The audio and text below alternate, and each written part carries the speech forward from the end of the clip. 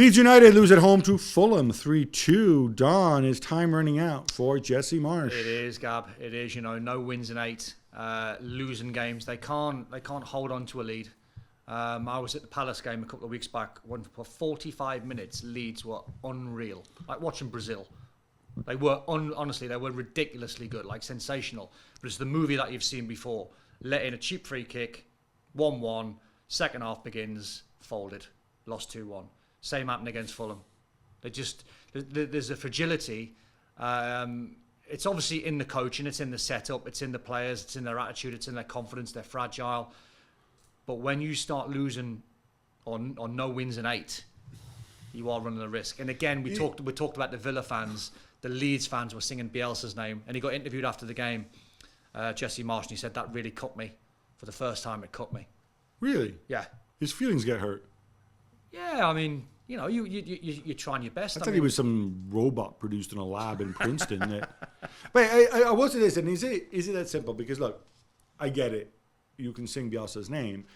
There's some horrendous defending under Bielsa too at every club he's been at, right? Yeah. So there's a reason.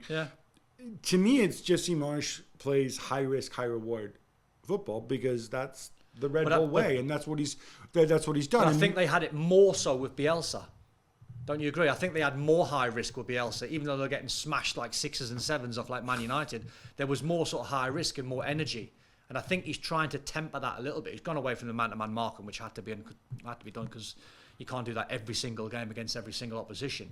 But it's the fact that when you're trying to go away from Bielsa, which the Leeds fans loved, and you're still not winning games, it must be frustrating. But a lot of the Bielsa principles are there in what he does. I mean, the defending, Gab. The defending's horrendous, and that's a little bit where. Is it individuals? Yeah, individual errors. Yeah, so that's where I think it tends to get a little bit unfair when a fan criticises a manager.